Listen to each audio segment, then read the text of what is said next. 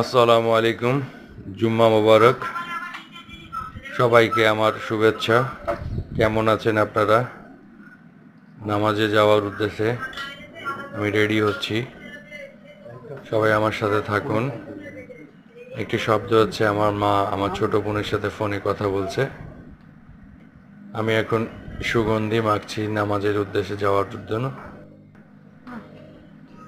আমি ঘর থেকে বেরোচ্ছি, আমার সাথেই থাকুন। আল্লাহ হাফেজ, আবার দেখা হবে ফিরে এসে। আমি যাচ্ছি নামাজের উদ্দেশ্যে মসজিদের দিকে, ফিরে এসে আবার দেখা হবে। এই যে আমি নামাজ পড়ে চলে এসেছি। সবাই ভালো থাকবেন, সুস্থ থাকবেন, আমার জন্য দোয়া করবেন। আসসালামু আলাইকুম।